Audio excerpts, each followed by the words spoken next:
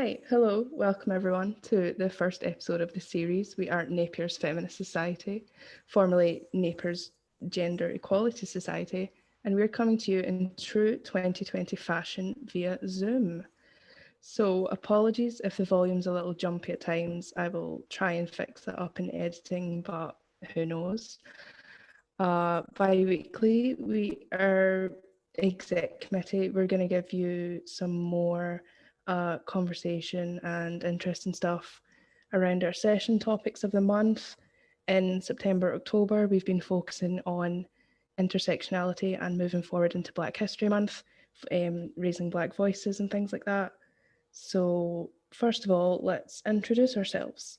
I'm Kaylee, the social media manager of the Society, and I'll sort of be chairing this podcast with the wonderful exec. And so, yeah, first, Esther, do you want to next as Yeah. president? Hi. Thank you for hosting. I'm Esther. I'm president this year of the society. I'm really looking forward to all the things that we have planned, and especially the podcast, even though it's all online. Um, I'm fourth year at Napier, and this is definitely going to be an important part of my last year.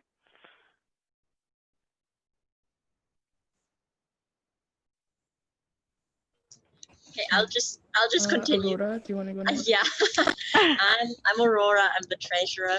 I'm a fourth year as well, and I've been with the Feminist Society, or the GenSoc as it was before, basically all of my uni term. So I'm really excited to see what's going on this year as well. Hi, I'm Cal. I'm the secretary as well as the health and wellbeing officer.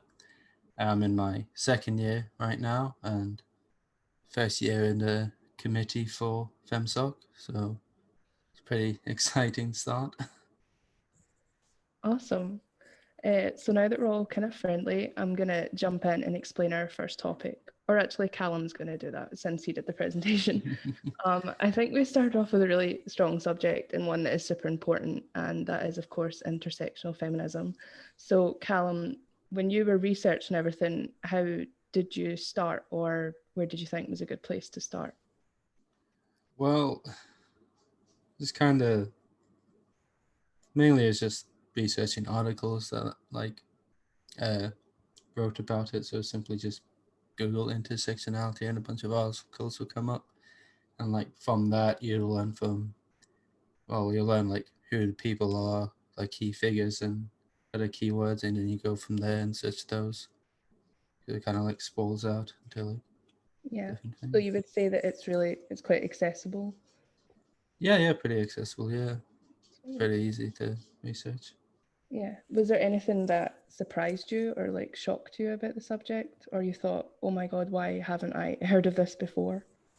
Well, researching about Black feminism and the history of that, one of the key ones was I think it was in the 1970s. There was a kind of epidemic of government, forget the word, I think it's vasectomies or sterilization of women of color, and that was a huge outbreak. And then a lot of activists who were Black, Hispanic, and Native American had to push hard for reforms and guidelines on that kind of area, and I never heard of that before researching it. Yeah, I definitely didn't hear about it until you taught us, so it's really great that you brought that forward. We can open up to Aurora and Esther. What did you guys think of the presentation? This is the time when you can tell Callum your true thoughts. True feedback. I thought it was really, really great. It covered a lot of things. I think the sort of distinction between white and Black feminism, and also including talking about the movement of womanism. I thought it was a really good session, and I was happy that you kind of went from a more foundational, really introduction level for a lot of our new members as well, and then sort of got more and more complex as the presentation went on. And I think touching on like more pop culture reference as well. Like we discussed, we did talk about sort of the coining of the term of intersectionality by academics and writers, and Kimberly Crenshaw specifically, but also more modern sort of references. I think we discussed a little bit Beyonce and what sort of mainstream feminism and how that places where mainstream feminism places in relationship to the emergence of Black feminism. It's really great. I think as well, like in terms of like you mentioning the sterilization of Black women as well, like it's a form of sort of eugenic movement, kind of sparking a lot of the activism that was happening in that time. I was actually reading a book well, I'm reading it right now, but the same issue came up. Most of the things that we discuss and when you research is oftentimes very like U.S. based, but this was sort of discussing the exact same issue in Bangladesh, which was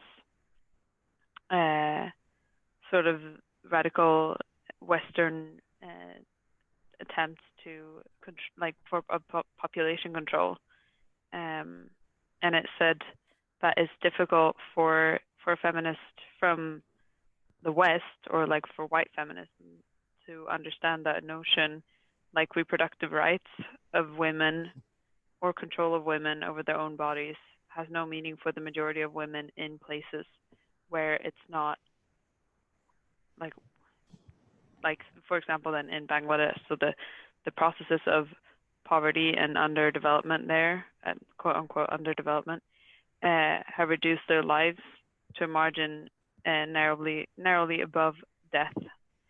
And so sort of wanting to survive obviously takes precedence to the urge for emancipation, which is the very like white feminist view of the agenda for women.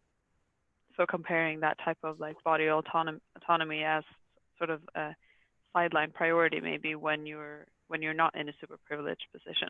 I think white feminists can easily make that a very strong point that like emancipation over everything, but then certain ways of getting there might be harming other parts of the female collective. Sorry, I went on a bit of a tangent there.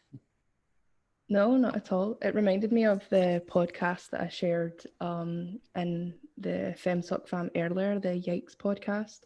The episode is called Coronavirus and Ecofascism. And I think that's kind of what you're talking about, ecofascism, all these sort of like extra right wing tactics, but also can be extra left wing tactics as well, thinking that, oh, it's a really great thing to do in these quote unquote underdeveloped countries because it's for quote unquote again the greater good of climate activism, for example. I remember on Tuesday in our media club we spoke a little bit about what David Attenborough and honestly what I think a lot of kind of biologists or ecologists think about like the future of ecofascism in that sense. There's seems to be, like you say, like a sort of eugenics vibe around everything, which is super uncomfy. Oh yeah. It's very like I just thought about it just after what Callan brought up, that's kind of sort of course these things are what sparked the distinction of the Black feminist movement from the white feminist movement, but it's also very much still a problem. Like it's not that these movements have now come together in unison and we all understand intersectionality and it's all good, but these are like very present issues still. One interesting that I saw in my news feed like 1 or 2 days before I did the presentation is the whole sterilization is still an ongoing issue now, really, because I saw in many of the ICE camps on the border of the US, many of the immigrants from like further down from Mexico and South were still, all the Hispanic women were still getting hips sterilized there in the ice camps, and that was That's kind of that's shocked just me. wild. Yeah, that is shocking. Should we just like quickly run back to just like a textbook definition maybe of feminism? If we could maybe, Callum, if you can, what you described, just for the listeners that maybe didn't go to the session, to kind of make sure that we cover the first ground. Feminism in general, or like around right No, like feminism? Oh, sorry, I don't know if I said just feminism. I mean intersectional feminism, like intersectionality, like how Kimberly Crenshaw kind of defines it. Well, often she often used the analogy of analogy comes from like a intersection of a roadway, and so there might be multiple ways of which your identity can be oppressed, and it can be very hard to distinguish which of those identities were the reason you're oppressed. It could be one of them, or it could be both simultaneously. Yeah. So that would mean that, for example, me as a white woman, I can be oppressed for being a woman, but I won't be discriminated against because, or I won't be subject to racism. Whereas a black woman or a black disabled woman or a black disabled trans woman will have multiple intersections of oppression of like oppressed identities, and they will combine to to be quite sometimes indistinguishable from each other, but also a lot harsher. Yeah, exactly.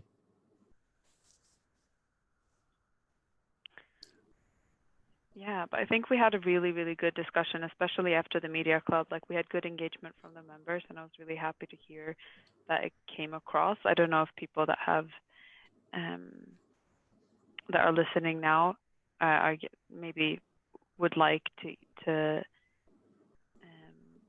get engaged in the media club. It's not really like it's not we call it a media club because it's not a book club, because obviously we don't expect people to read a book every week, but just sharing some videos and articles so that we can discuss them after, and it was really successful. I think it's great to keep the conversation going. Yeah, I was so proud of how it went, and it made me kind of so happy when everyone was saying, you know, according to this article or according to this or whatever. And I thought, this is fantastic. This is, we chose this stuff and people are actually reading it and engaging with it. So Yeah. if you're listening from Media Club, then special shout out to you, I guess. Love that you're all getting involved. It kind of comes into the next question-ish. I was going to talk about university experience, and obviously one of the reasons we did the media club and the podcast and everything else is because so much stuff is online. We are all so much more isolated now. The university is, depending what course you're on and what you're doing, it can be quite tumultuous. So first we'll really hope that you're doing okay wherever you are, and second of all, I think this is a good time to maybe highlight or talk about things that we haven't spoken about before. So, intersectional issues that you experience all the time, every day. If you take, for example, the kids in halls at the moment who are being isolated because of whatever reason, you could take a blanket approach to that and look at the students and say, well, if they don't like it, go home, or if they, you know, you're paying this amount of money, you deserve this, you deserve that. But if you take an intersectional approach and try and support people that way, you'll learn that everyone's identity is different. Just because they are privileged enough to come to university doesn't mean that they, you know, can afford to live, or maybe they don't have caring responsibilities, they don't have health conditions that are detrimental to their education, and blah blah blah. So on Tuesday we were talking about the sort of educational um, effect on our identities and intersectionality. And one thing that I've brought up quite a few times, I mean, I bring it up all the time, is my identity as a disabled woman. Part of me that has to be acknowledged, I guess. I am a disabled woman, but I'm also a disabled white woman. So I acknowledge that I have oppression in two bands, I suppose, but I've never been oppressed for my race. So I navigated my education in a very specific way compared to other people. And I don't know, has this topic made you reflect, Esther or Aurora, like on your education and the subject you study? I mean, for sure. I think I'll let Aurora go first because I felt like I spoke a lot in the beginning, but I will definitely weigh in. I have a lot to say on this. I mean, I'm studying psychology with sociology, so we've talked about, like in sociology, like intersectionality has been mentioned before, but it's not. I mean, in sociology especially, you always talk about the intersection of class, race, gender. It's not really as big in psychology. So, what I've noticed, especially very often, sexuality is completely left out. We're talking last year we had a course on personality and all that, and their sexuality is just left completely out. But apparently, according to the lecturer, it's too complicated to bring in because Jesus. I don't know why it's too complicated. So apparently, LGBT people function so differently according to them. I must admit I have not looked into it, so I cannot say anything more. But from a personal experience, I've just gotten a diagnosis of ADHD, and I was just starting to wonder now that ADHD and autism in general, I know that they are very underdiagnosed in women. So I personally started thinking about it already in December, but I'm like, how many people have been struggling with actually having to do online uni at home where you don't have the same accessible. I need to go to a library and sit down on a laptop. I don't have that at home, so I struggle a lot with actually working online university. Like how many women have not gotten a diagnosis because ADHD, for example, is often misrepresented as hyperactive boys. So there's probably a lot of girls or women struggling now who don't even realize it's a thing because of the intersection of gender and in this case then mental health issues or disability. So yeah, I'm not quite sure. I mean, I feel like you always find something, unfortunately, that has been. I want to do air quotes, but obviously there's not a video, so air quotes and overlooked. But yeah. Well. No, thank you for sharing. No, that's totally such a good point. The mix between gender and mental illness and autism and women. Yeah. Esther, do you want to give your hot takes? Yeah. Yeah, no, I mean, I feel like there's a very big conversation to be had about addressing the overwhelming whiteness of the science in general. I'm in animal bio and conservation biology, but started out in biological sciences. And even though my particular course now, because it is towards more environmental, it's quite female biased. There's more women on my course than men, but there's also an overwhelming amount of white people. Like the representation is not really there. Like it's definitely biased. And I think there's so many aspects of the course that I'm taking that I think is, that makes it that are easier and like more or less easy to address, that should be addressed, and maybe that needs to be really thought about how to address them, because there are issues that seem very difficult to solve. For example, like uh, a lot of our practical work on my course, for example, are field work. You're walking around in dirt, on rocks, on like slippery, uh, um, like intertidal sand flats. All of these different uh, places that are totally inaccessible to anyone, for example, in a wheelchair. or even with like any form of visual or auditory impairment. Like you need to be very. I feel like there's definitely there are elements to the course that I'm on that really kind of narrows down the type of the the people that can actually do it. And obviously you can't change a sand flat the way that it is, but you can probably you can definitely make it more accessible in ways of it just addressing it as a problem that exists and that we need to discuss because it's never even been brought up. And I think as well, like in terms of lab accessibility, there's instances I think not just at Napier but just in general, like they're generally not made to be accessible for anyone other than like perfectly able-bodied people, and I think that's a very big issue.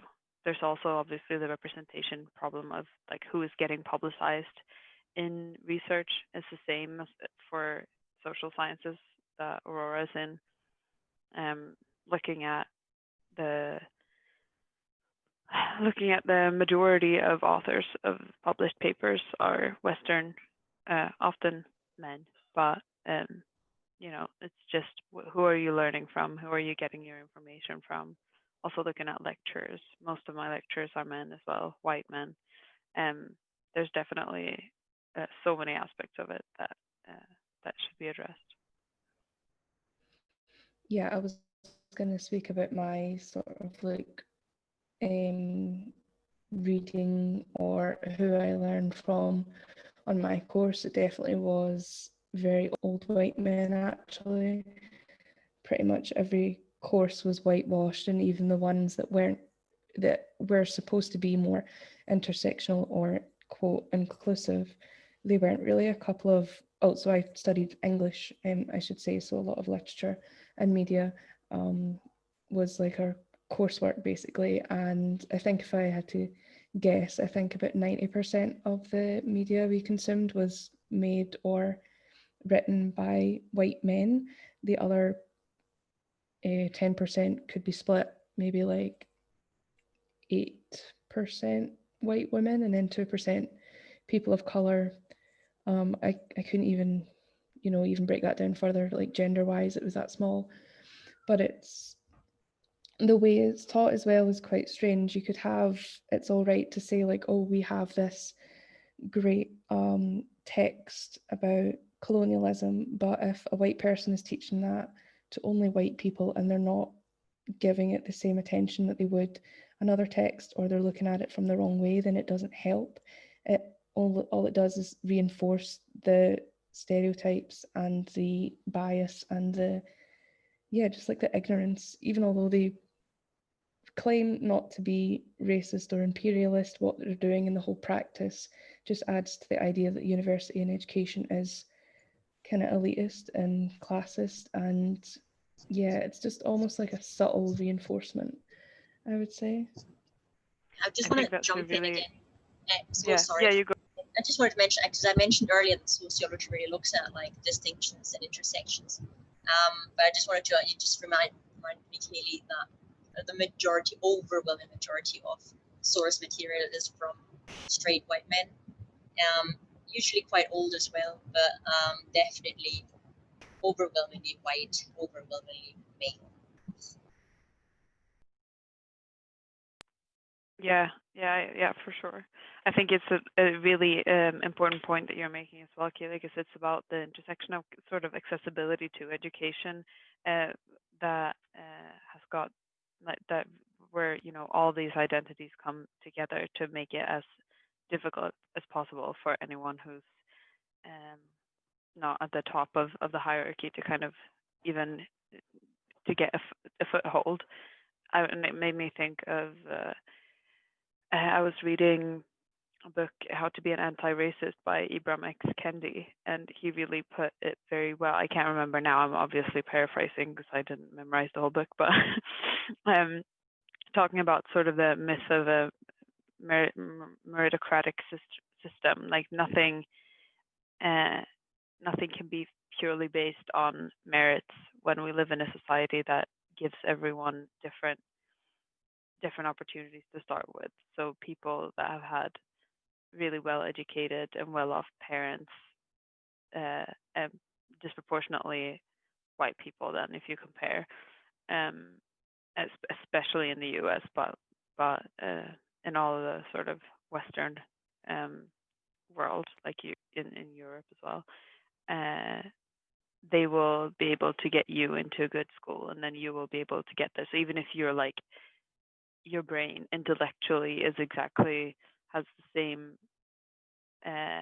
condition, like you've got the same sort of hardware, but you don't have the same social opportunities, like the financial, or like if you're a lower class child, you will have other things as well that impact your ability to maybe focus in school.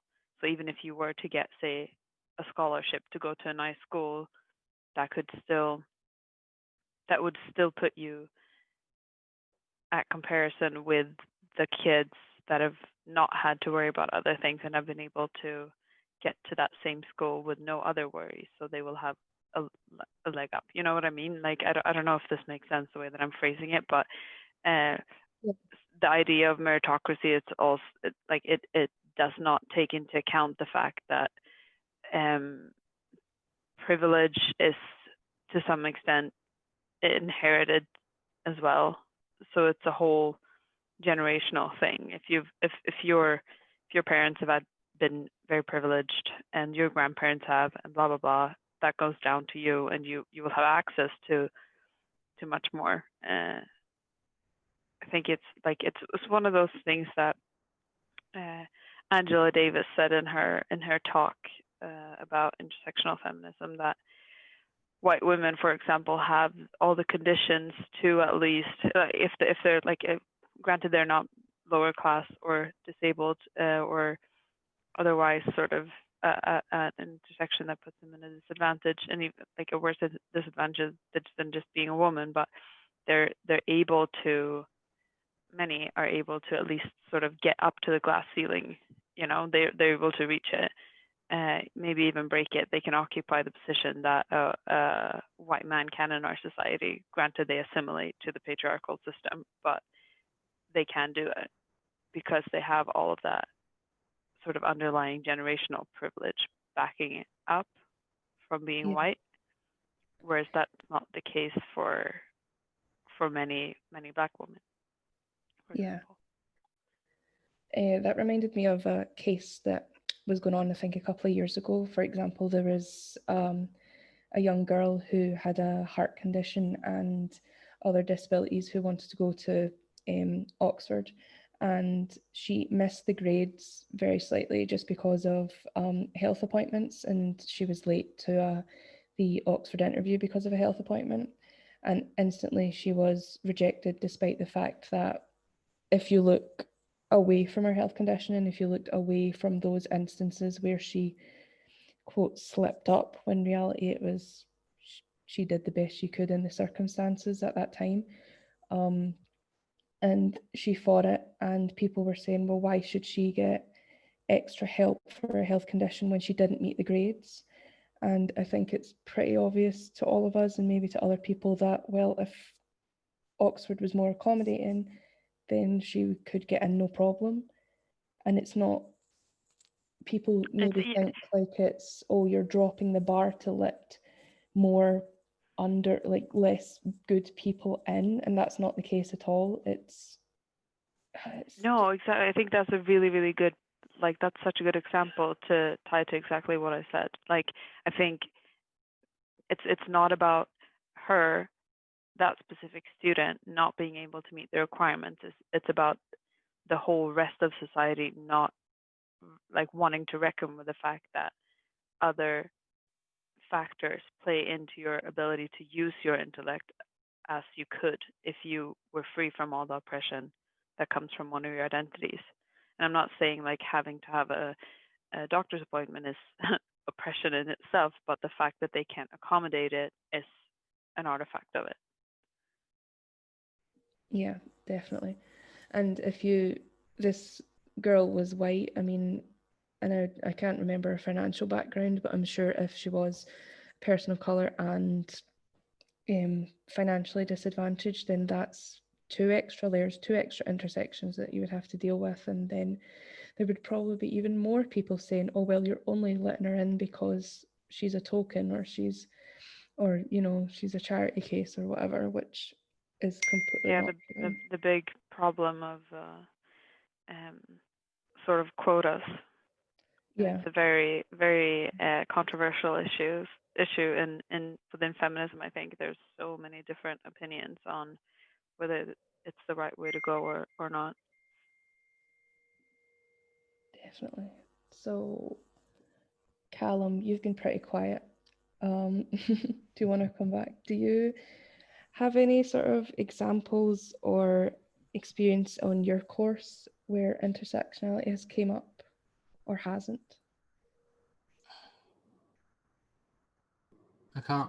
I don't believe so.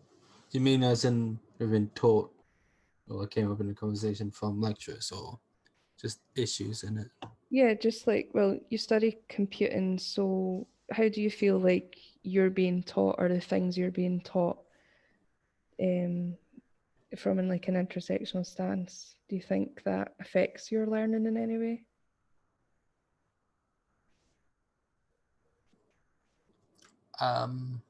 Sorry, I'm just gathering my thoughts.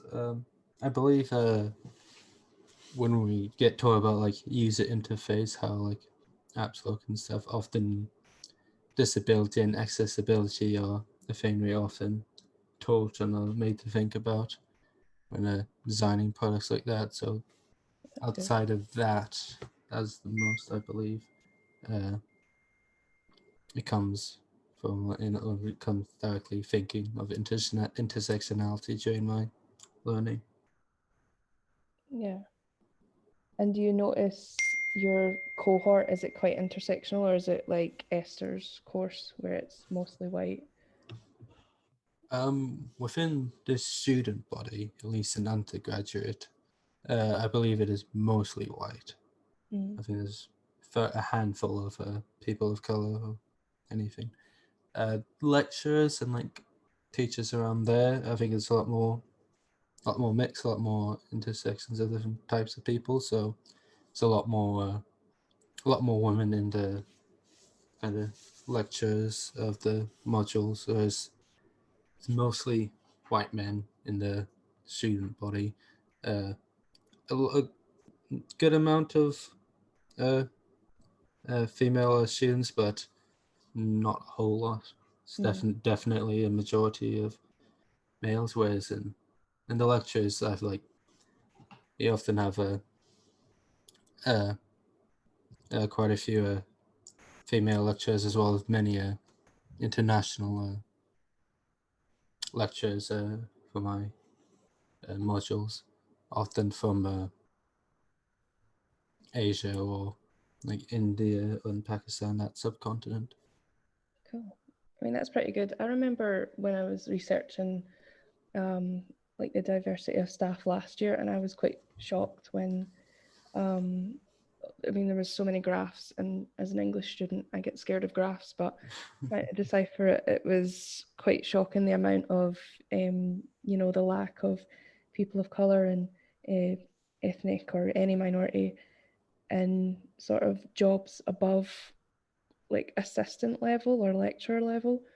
Um, there was, they seemed to make it quite a good, proud thing that they had so many people of color working at the university. But when you actually look into it, It's not at the executive level. yeah, like 80% of them are service, like canteen or cleaners or Yeah, whatever.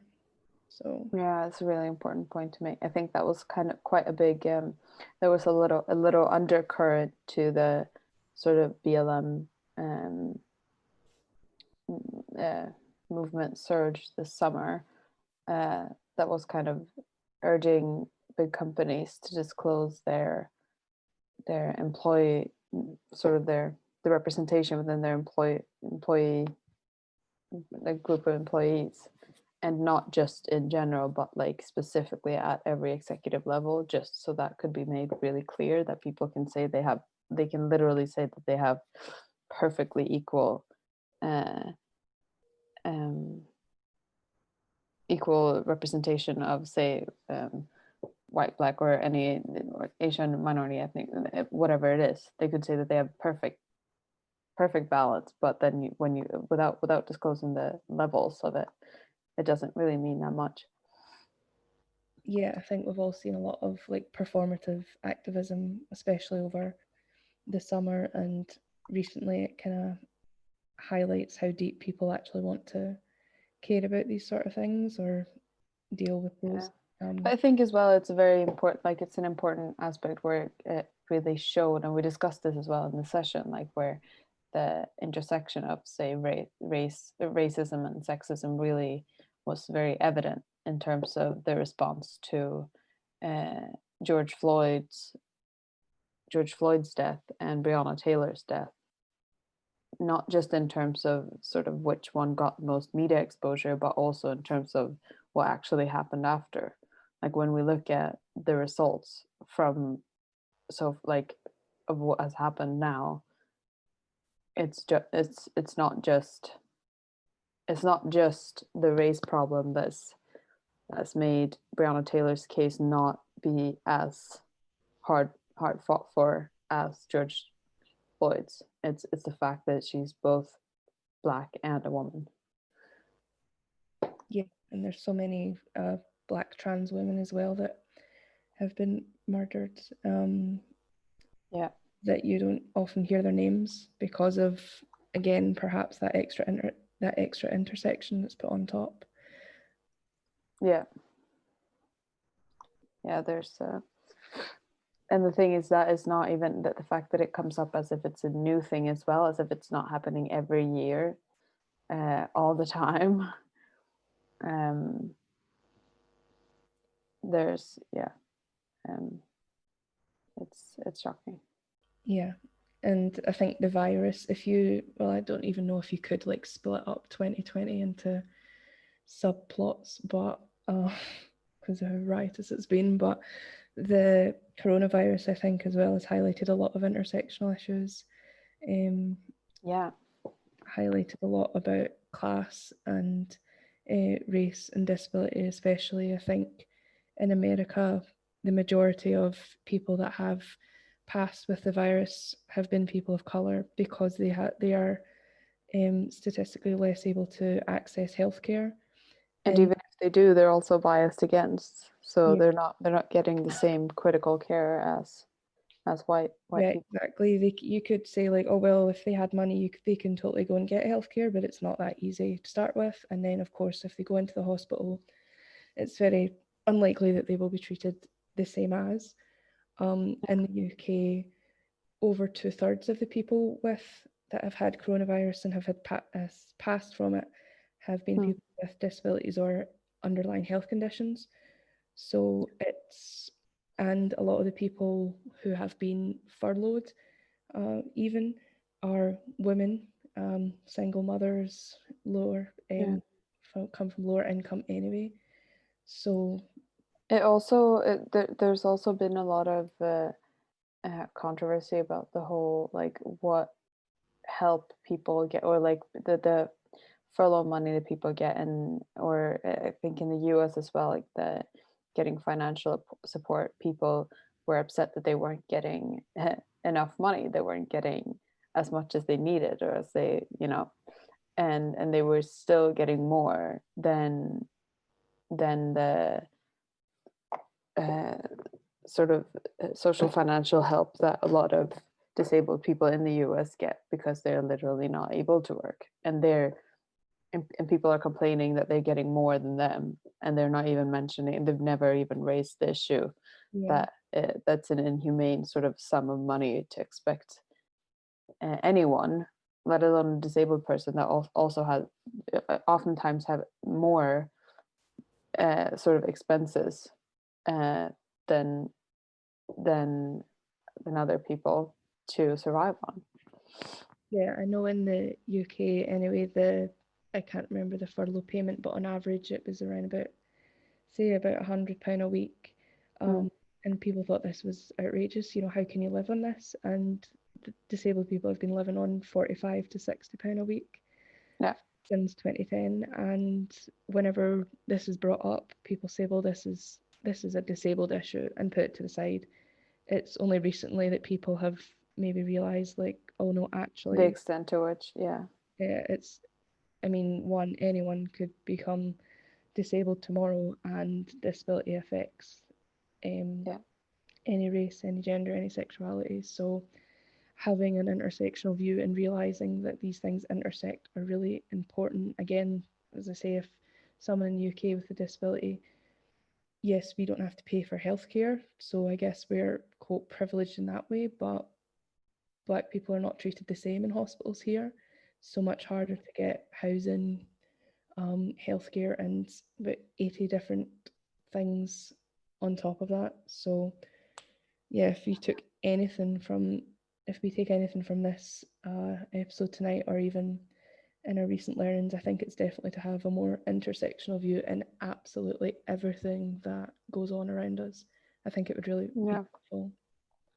Yeah, it's absolutely, I mean, I would argue like absolutely imperative. I don't think I think I mentioned this as well in in our session and just in the discussion part, that I think there's no way as either that even white women can get to the point of full equality without also fighting for the equality of all other intersections. So because any other sort of success for that only counts as sort of quote unquote success, that if it only counts for white women, then that means that